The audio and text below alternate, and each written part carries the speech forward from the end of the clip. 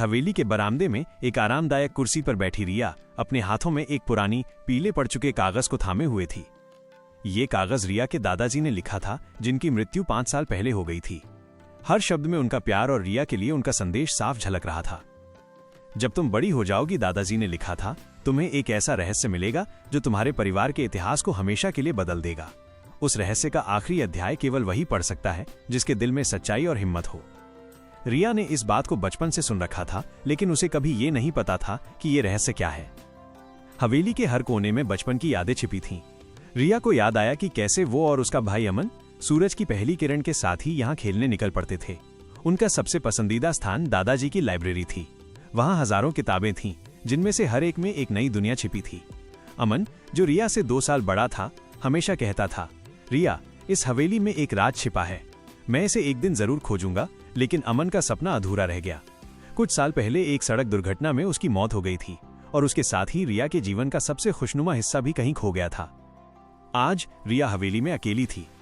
उसकी मां ने उसे कुछ दिनों के लिए यहाँ रहने को कहा था, ताकि वो अपने जीवन के बारे में सोच सके और आगे क्या करना है ये तय कर सके। रिया एक कलाकार थी, लेकिन उसकी कला में अब कोई रंग नहीं था। उसे लगा कि उसकी सारी प्रेरणा अमन के साथ ही चली गई है। उदास मन से रिया ने लाइब्रेरी में जाना तय किया। वो चाहती थी कि एक बार फिर से उन किताबों की खुशबू को महसूस करे जो उसे उसके बचपन की याद दिलाती थी। जैसे ही उसने लाइब्रेरी का दरवाजा खोला, धूल का एक गुबार उड़कर उसके चेहरे पर आ गया। उसने देखा कि किताबों की रैक के पीछे एक पुरानी नीली जिल्द वाली किताब जमीन पर गिरी हुई थी। रिया ने किताब उठाई और उस पर जमी धूल को साफ किया। किताब पर कोई नाम नहीं था, सिर्फ एक अजीब सा प्रतीक बना हुआ था जो एक पुराने ताले जैसा दिखता था। उसके अंदर एक छोटा सा तीर बना था जो नीचे की तरफ इशारा कर रहा था। रिया ने उत्सुकता से किताब खोली। पहला ही पन्ना खाली था, लेकिन दूसरे पन्ने पर एक नक्शा बना हुआ था। नक्शे में एक जटिल जाल बना था जिसके अंत में एक बड़ा एक्स का निशान था। नक्शे के नीचे दादाजी की हस्तलिपि में लिखा था, पहला अध्याय, तहखाने का दरवाजा। रिया को लगा कि ये कोई संयोग नहीं था। ये वही रहस्य था जिसके बारे में दादाजी हमेशा बात करते थे। क्या ये रहस्य उसके परिवार के इतिहास से जुड़ा था? क्या ये अमन का अधूरा सपना था? रिया का दिल जोर जोर से धड़कने लगा। उसने महसूस किया कि उसकी जिंदगी में एक नया अध्याय शुरू हो रहा था। भाग 2, तहखाने का रास्ता और एक पुराना राज। रिया की उत्सुकता और भय दोनों बढ़ गए थे। उसके हाथ में वही पुरानी किताब थी जिसका नक्शा सीधे हवेली के तहखाने की ओर इशारा कर रहा था। तहखाना जिसे रिया ने बचपन में केवल कहानियों में सुना था, क्योंकि अमन की मौत के बाद उसकी मां ने उसे वहां जाने से मना कर दिया था।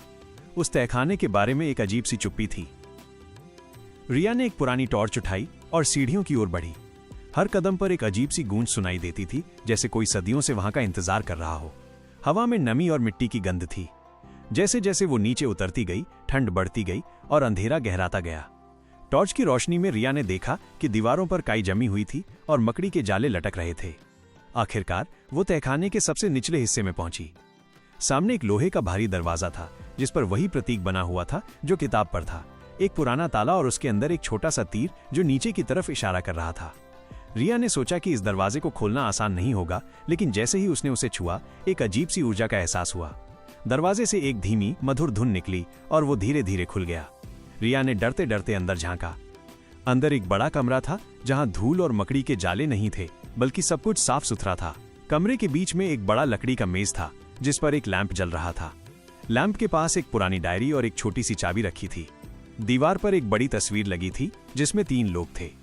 एक थे उसके दादाजी, दूसरे थे अमन और तीसरा आदमी जिसका चेहरा धुंधला था। रिया ने तस्वीर को ध्यान से देखा। उसे लगा कि वो उस तीसरे आदमी को जानती है, लेकिन उसका चेहरा पहचानने में मुश्किल हो रही थी। रिया ने मेज पर रखी डायरी उठाई।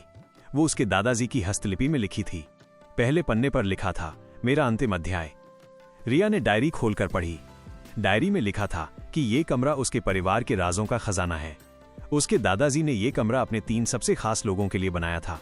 एक थे वो खुद, दूसरे अमन और तीसरा व्यक्ति जिसका चेहरा तस्वीर में धुंधला था। रिया को याद आया कि अमन हमेशा कहता था, प्यार ही सबसे बड़ा खजाना है। उसे लगा कि इस रहस्य का समाधान कहीं न कहीं अमन और उसके प्यार से जुड़ा है। रिया ने डायरी का दूसरा पन्ना पलटा। उसमें एक और छोटा सा नक्शा बना था जो एक पुरानी घड़ी की ओर इशारा कर रहा था। नक्शे के नीचे लिखा था, दूसरा अध्याय, समय का रहस्य। रिया को लगा कि ये केवल एक साधारण खजाना नहीं था, बल्कि उसके परिवार का एक अधूरा किस्सा था जिसे पूरा करने की जिम्मेदारी अब उस पर आ गई थी। उसके दिल में एक नई उम्मीद जगी और उसे लगा कि अमन कहीं न कहीं उसे देख रहा है। वो अब हार नहीं मान सकती थी। भाग 3 समय का रहस्य और एक पुरानी घड़ी। रिया के हाथ में दादाजी की डायरी थी जिसमें एक नया नक्शा था। ये नक्शा हवेली में मौजूद एक पुरानी घड़ी की ओर इशारा कर रहा था। ये वही घड़ी थी जो रिया के बचपन से ही ड्राइंग रूम के एक कोने में बंद पड़ी थी। उसकी मां ने बताया था कि वो घड़ी खराब है और उसे कभी ठीक नहीं किया जा सका। रिया ने कभी सोचा नहीं था कि इस घड़ी में कोई राज छिपा हो सकता है। उसने टॉर्च की रोशनी में सीढ़ियां चढ़ना शुरू किया। हर कदम पर प्यार हो रहा था। तहखाने का राज उसे एक नई दिशा दे रहा था। जब वो ड्राइंग रूम में पहुंची तो उसने देखा कि घड़ी पर मोटी धूल की परत जमी हुई थी। ये घड़ी उसकी मां के लिए एक दुखद याद की तरह थी, क्योंकि अमन की मौत के बाद इसकी सुइयां थम गई थीं। रिया ने कपड़े से धूल साफ की और घड़ी को ध्यान से देखने लगी। ये एक साधारण घड़ी नहीं थी, बल्कि एक खूबसूरत नक्काशीदार लकड़ी का टुकड़ा था। उसने डायरी में दिए गए नक्शे को फिर से देखा। नक्शे में घड़ी के निचले हिस्से में एक छोटा सा तीर बना हुआ था। रिया ने उस जगह को छुआ तो उसे एक छोटा सा बटन महसूस हुआ। उसने उस बटन को दबाया। घड़ी से एक धीमी यांत्रिक आवाज आई और एक गुप्त दराज खुल गई। दराज के अंदर एक पुरानी चांदी की चाबी और एक और नोट था। नोट में लिखा था, 3रा अध्याय, प्यार की चाबी। रिया का दिल जोर से धड़कने लगा। उसे याद आया कि अमन हमेशा कहता था, याद रखना, प्यार ही सबसे बड़ा खजाना है। उसे लगा कि ये नोट अमन का ही लिखा हुआ है। अब रिया को समझ में आने लगा था कि ये सिर्फ एक खजाना नहीं था, बल्कि उसके परिवार के सदस्यों को एक दूसरे से जोड़ने वाला एक धागा था। दादाजी, अमन और वो तीसरा आदमी। कौन था वो? क्या वो वाकई अमन का सबसे अच्छा दोस्त आदित्य था, जिसके बारे में अमन हमेशा बात करता था? आदित्य, जो एक मशहूर इतिहासकार था और अमन के साथ ही बड़ा हुआ था। रिया को लगा कि ये सब कोई संयोग नहीं है। रिया ने अपनी जेब में रखी चाबी को मजबूती से पकड़ा। उसे लगा कि ये चाबी सिर्फ एक वस्तु नहीं थी, बल्कि उसके दिल की चाबी थी। अब उसे पता चल गया था कि अगला कदम क्या होगा। उसे आदित्य को ढूंढना था, क्योंकि वो ही इस रहस्य का तीसरा हिस्सा था। रिया ने महसूस किया कि अमन कहीं न कहीं उसे देख रहा था और वो चाहती थी कि वो उसे पूरा करे। भाग 4 प्यार की चाबी और एक अप्रत्याशित मुलाकात। रिया के हाथों में चांदी की चाबी थी और उसके दिल में एक नई उम्मीद। उसने तुरंत अपने फोन में आदित्य का नंबर ढूंढा। सालों से उसने उससे बात नहीं की थी। अमन की मौत के बाद सब कुछ बदल गया था। वो जानती थी कि आदित्य भी इस दुख से टूट गया था और दोनों ने धीरे धीरे एक दूसरे से दूरी बना ली थी। फोन की घंटी बजी और रिया का दिल तेजी से धड़कने लगा। क्या आदित्य उसका फोन उठाएगा? क्या उसे याद भी होगा कि वो कौन है? दूसरी तरफ आदित्य अपने घर पर बैठा एक पुरानी किताब पढ़ रहा था। वो अमन की यादों से जूझ रहा था। तभी उसके फोन पर एक अनजान नंबर से कॉल आया। उसने सोचा कि शायद कोई काम से होगा, लेकिन जब उसने फोन उठाया तो एक धीमी जानी पहचानी आवाज सुनाई दी। हेलो आदित्य। मैं रिया। आदित्य एक पल के लिए रुक गया। इस नाम को सुने हुए उसे कई साल हो गए थे। रिया, कहां हो? उसकी आवाज में आश्चर्य और खुशी दोनों थी। रिया ने उसे पूरी कहानी बताई। दादाजी की डायरी, रहस्यमयी नक्शा और वो चांदी की चाबी। उसने आदित्य से कहा, तुम ही हो तीसरा व्यक्ति। दादाजी की तस्वीर में तुम्हारा चेहरा धुंधला था, लेकिन मुझे पता है कि वो तुम ही हो।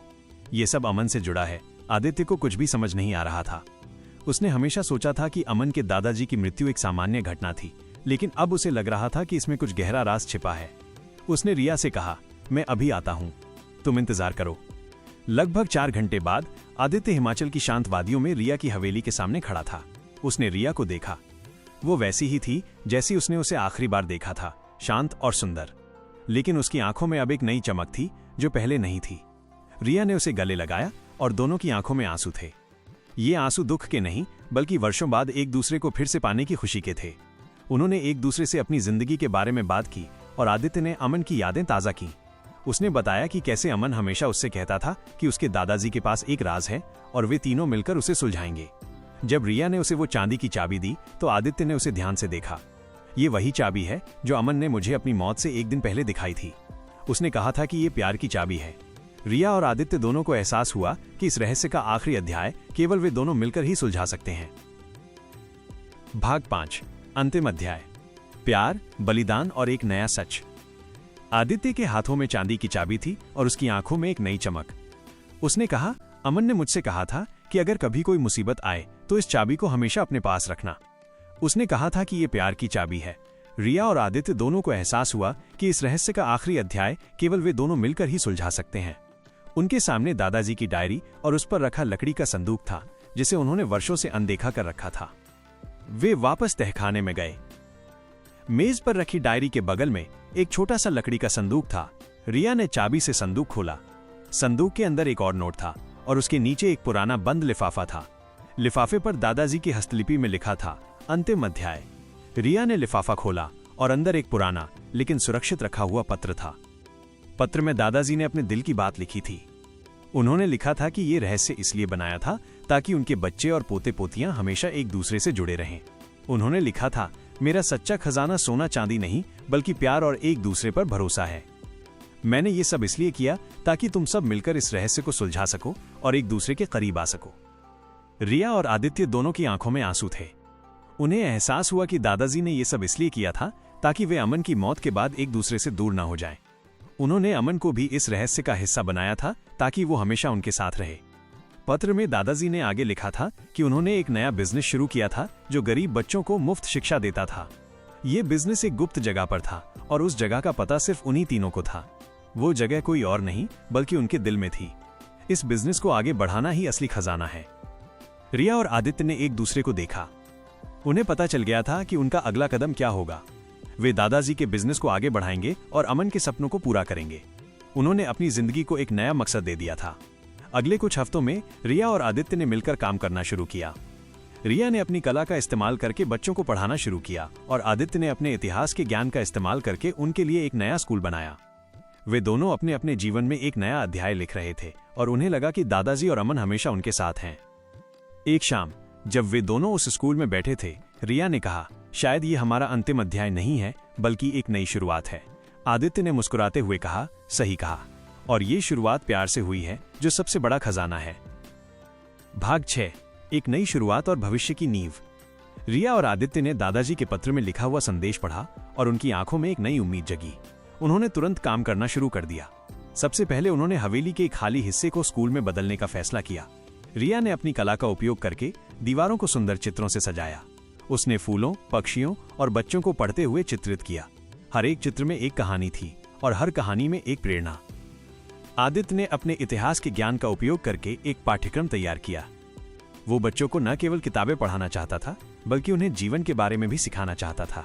उसने गांव के बच्चों को इकट्ठा किया और उन्हें बताया कि अब से वे मुफ्त में पढ़ सकते हैं।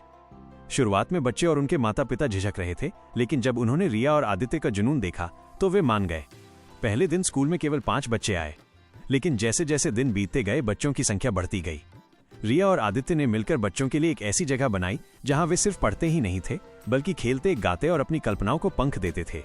रिया उन्हें पेंटिंग सिखाती थी और आदित्य उन्हें कहानियां सुनाता था। एक दिन रिया एक बच्चे को पढ़ा रही थी और उसने देखा कि वो बच्चा एक अजीब सा प्रतीक बना रहा था। ये वही प्रतीक था जो दादाजी की किताब पर था। रिया हैरान रह गई। उसने बच्चे से पूछा, ये कहां से सीखा? बच्चे ने बताया कि उसने ये अपनी दादी से सीखा था, जो गांव की सबसे बुजुर्ग महिला थी। रिया और आदित्य उस बुजुर्ग महिला से मिलने गए।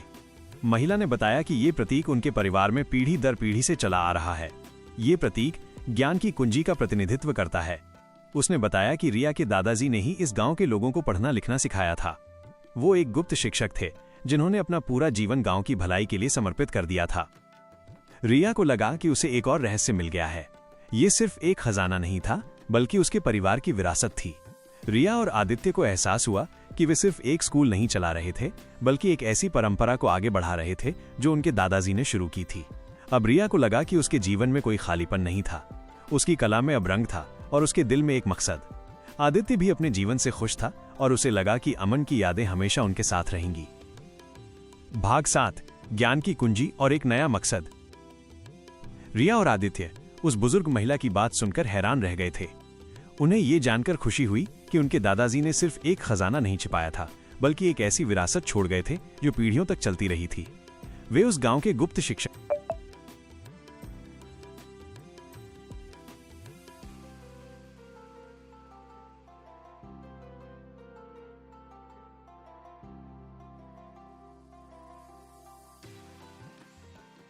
थे जिन्होंने अपना जीवन ज्ञान फैलाने में समर्पित कर दिया था। रिया और आदित्य को एहसास हुआ कि वे सिर्फ एक स्कूल नहीं चला रहे थे बल्कि एक महान परंपरा को आगे बढ़ा रहे थे। आदित्य ने गांव के इतिहास के बारे में और जानने का फैसला किया। उसने गांव के पुराने मंदिरों और इमारतों का दौरा किया और पाया कि हर जगह वही ज्ञान की कुंजी का प्रतीक बना हुआ था। ये प्रतीक सिर्फ एक निशान नहीं था, बल्कि एक संदेश था, ज्ञान ही सबसे बड़ी शक्ति है। रिया ने अपनी कला का उपयोग करके बच्चों को ये संदेश देना शुरू किया। वह उन्हें पेंटिंग के माध्यम से इतिहास सिखाती थी और कहानियों के माध्यम से ज्ञान की महत्वता समझाती थी। बच्चों ने भी इन पाठों को बहुत पसंद किया। वे अब सिर्फ पढ़ने ही नहीं आते थे, बल्कि सीखने और जानने की इच्छा से आते थे। एक दिन स्कूल में एक नया बच्चा आया। वो बहुत शांत था और किसी से बात नहीं करता था। उसका नाम राज था। राज की आंखें खाली थीं, जैसे उसने सब कुछ खो दिया हो। रिया ने उससे बात करने की कोशिश की, लेकिन वो कोई जवाब नहीं देता था। रिया को लगा कि राज का दर्द वैसा ही था जैसा उसने अमन की मौत के बाद महसूस किया था। उसने राज को अपने पास बुलाया और उसे एक रंग बिरंगी पेंसिल दी। इससे कुछ भी बनाओ जो तुम्हारे दिल में है, रिया ने कहा। राज ने पेंसिल ली और धीरे धीरे एक टूटे हुए दिल का चित्र बनाया। रिया को समझ में आ गया कि राज भी किसी दर्द से गुजर रहा था। रिया ने राज को अपनी कहानी बताई, कैसे उसने अपने भाई को खोया और कैसे उसने अपनी जिंदगी में खालीपन महसूस किया। उसने उसे बताया कि कैसे दादाजी के रहस्य ने उसे एक नया मकसद दिया। राज ने ध्यान से उसकी कहानी सुनी और उसकी आंखों में पहली बार एक चमक आई। रिया और आदित्य ने मिलकर राज की मदद करने का फैसला किया। वे जानते थे कि राज को सिर्फ शिक्षा की नहीं, बल्कि प्यार और सहारे की भी जरूरत थी। वे उसे पढ़ाते, उसके साथ खेलते और उसे हंसाने की कोशिश करते। धीरे धीरे राज का दिल खुलने लगा और वो अपनी भावनाओं को व्यक्त करने लगा। उसने बताया कि उसकी मां की मौत एक बीमारी से हो गई थी और उसके पिता उसे छोड़कर चले गए थे। रिया और आदित्य ने राज को अपने परिवार का हिस्सा बना लिया। उन्हें लगा कि दादाजी का खजाना सिर्फ ज्ञान नहीं था, बल्कि वो प्यार था जो उन्होंने उन्हें सिखाया था, और वो परिवार था जो उन्होंने बनाया था। भाग 8, एक टूटा हुआ दिल और एक नई आशा। राज के दिल की कहानी सुनकर रिया और आदित्य का मन दुख से भर गया। वे दोनों जानते थे कि राज को सिर्फ एक स्कूल की नहीं, बल्कि एक परिवार की जरूरत थी। उन्होंने राज को अपने साथ रखने का फैसला किया। हवेली में अब सिर्फ रिया और आदित्य ही नहीं थे, बल्कि राज भी था। राज को पहली बार किसी ने इतना प्यार और अपनापन दिया था। रिया ने राज को अपनी पेंटिंग सिखाना शुरू किया। शुरुआत में राज सिर्फ उदास और टूटे हुए दिल के चित्र बनाता था, लेकिन धीरे धीरे उसकी कला में रंग और जीवन आने लगा। वो अब खिलते हुए फूल, उड़ते हुए पंछी और हंसते हुए बच्चों के चित्र बनाने लगा था। उसकी पेंटिंग में एक अजीब सा जादू था जो हर किसी को अपनी ओर खींचता था। आदित्य ने राज को इतिहास की कहानियां सुनाना शुरू किया। वो उसे राजा रानियों, योद्धाओं और महान वैज्ञानिकों की कहानियां सुनाता था। राज इन कहानियों में खो जाता था।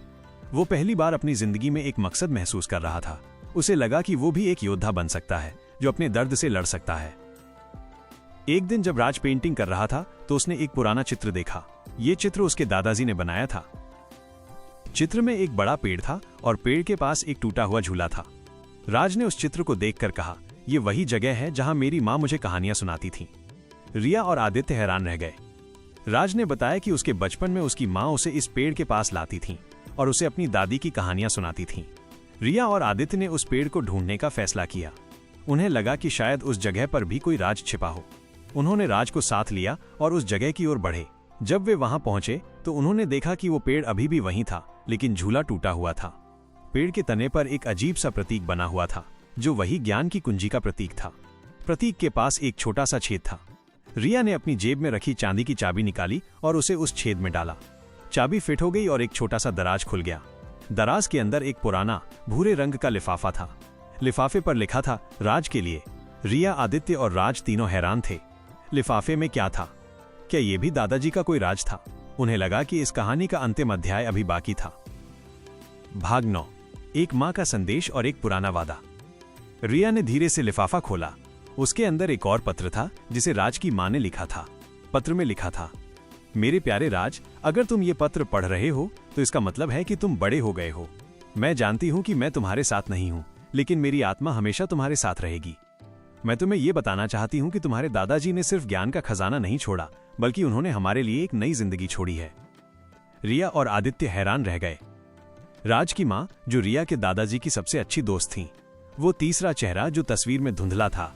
रिया को अब सब समझ में आ रहा था। उसके दादाजी ने यह सब इसलिए किया था ताकि राज अकेला महसूस न करे और ताकि उसका जीवन भी एक मकसद से भर जाए। पत्र में राज की मां ने आगे लिखा, ये पेड़ सिर्फ एक पेड़ नहीं है, बल्कि ये हमारे प्यार का प्रतीक है। मैं और तुम्हारे दादाजी इस पेड़ के नीचे हर दिन मिलते थे और हम इस गांव को एक बेहतर जगह बनाने का सपना देखते थे। मेरा सपना था कि गांव के हर बच्चे को शिक्षा मिले और तुम्हारे दादाजी ने इसे पूरा करने का वादा किया था। अब ये वादा तुम्हें पूरा करना है। राज की आंखों में आंसू थे। पहली बार उसे अपनी माँ की कहानी पता चली थी। उसे एहसास हुआ कि उसकी माँ ने उसे सिर्फ एक जिंदगी नहीं दी थी, बल्कि एक मकसद भी दिया था। रिया और आदित्य ने राज को गले लगा लिया। उन्होंने महसूस किया कि वे तीनों सिर्फ अलग अलग लोग नहीं थे, बल्कि एक परिवार थे जो एक दूसरे से प्यार और वादे से जुड़ा था। रिया ने राज से कहा, तुम्हारी माँ और मेरे दादाजी ने एक वादा किया था, अब ये वादा हमें पूरा करना है। राज ने सिर हिलाया। उसने महसूस किया कि उसका दिल अब टूटा नहीं था, बल्कि प्यार और आशा से भरा था। उस दिन रिया और आदित्य ने राज के लिए एक बड़ा सरप्राइज प्लान किया।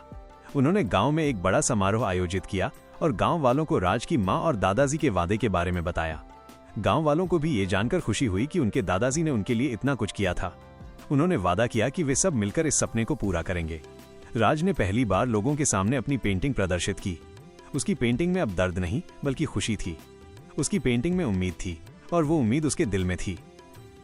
भाग 10, सच्चा खजाना और एक पूरा हुआ वादा। गांव के समारोह में हर कोई राज की पेंटिंग को देखकर हैरान था। उसकी पेंटिंग में अब सिर्फ रंग नहीं थे, बल्कि एक नया जीवन था। राज ने अपनी पेंटिंग के माध्यम से अपनी माँ और दादाजी की कहानी सुनाई। उसने बताया कि कैसे दोनों ने मिलकर एक सपना देखा था, एक ऐसा गांव जहां हर बच्चे को शिक्षा मिले और हर किसी को प्यार मिले। रिया और आदित्य ने भी अपनी कहानी सुनाई। उन्होंने बताया कि कैसे दादाजी के रहस्य ने उन्हें एक दूसरे से जोड़ा और कैसे अमन की यादों ने उन्हें एक मकसद दिया। उन्होंने गांव वालों को बताया कि ये सिर्फ उनका सपना नहीं है, बल्कि ये उनका भी सपना है। गांव वालों ने तालियां बजाईं और खुशी से एक दूसरे को गले लगाया। उन्होंने महसूस किया कि वे सब एक बड़े परिवार का हिस्सा थे, जो एक दूसरे से प्यार और वादे से जुड़ा था। उस दिन गांव में एक नया स्कूल खोला गया, जिसका नाम था ज्ञान की कुंजी। इस स्कूल में सिर्फ पढ़ाई नहीं होती थी, बल्कि बच्चों को जीवन के मूल्य भी सिखाए जाते थे। रिया उन्हें पेंटिंग के माध्यम से आत्म अभिव्यक्ति सिखाती थी और आदित्य उन्हें इतिहास की कहानियों के माध्यम से साहस और ईमानदारी सिखाता था। राज अब स्कूल का सबसे होशियार और सबसे खुश बच्चा था। उसकी आंखें अब खाली नहीं थीं, बल्कि उम्मीद और प्यार से भरी थीं। उसने अपनी माँ का वादा पूरा किया था और उसे लगा कि वो हमेशा उसके साथ है। एक शाम जब सूरज ढल रहा था, रिया, आदित्य और राज उस पेड़ के पास बैठे थे जहां राज की माँ का पत्र मिला था। पेड़ के ऊपर हवा में एक अजीब सी धुन सुनाई दे रही थी, जैसे कोई गाना गा रहा हो। रिया को लगा कि ये अमन का गाना था, जो अपनी बहन को बता रहा था कि वो खुश था। आदित्य को लगा कि ये उसके दोस्त की आवाज थी, जो उसे बता रहा था कि उसने अपना वादा पूरा कर दिया है। और राज को लगा कि ये उसकी माँ की आवाज थी, जो उसे बता रही थी कि उसने सब कुछ सही किया है। रिया ने कहा, शायद ये हमारा अंतिम अध्याय नहीं है, बल्कि एक नई शुरुआत है। आदित्य ने मुस्कुराते हुए कहा, और ये शुरुआत प्यार से हुई है, जो सबसे बड़ा खजाना है। राज ने उन दोनों को गले लगाया और कहा, धन्यवाद, आपने मुझे फिर से जीना सिखा दिया। इस तरह एक अधूरा रहस्य एक पूरे परिवार में बदल गया। दादाजी ने एक ऐसा खजाना छिपाया था जो पैसों से कहीं ज्यादा मूल्यवान था, प्यार, परिवार और एक दूसरे पर भरोसा। और इस खजाने ने उनके जीवन के अंतिम अध्याय को एक सुंदर शुरुआत में बदल दिया। अगली रोचक कहानी सबसे पहले सुननी है तो अभी चैनल सब्सक्राइब कर लीजिए। अगर ये कहानी अच्छी लगी हो तो लाइक और शेयर करना न भूलें। अपनी राय हमें कमेंट में जरूर बताइए। और अगर आपके पास भी कोई अनसुनी या खास कहानी है तो उसे हमारे साथ साझा करें, क्योंकि हो सकता है अगली कहानी आप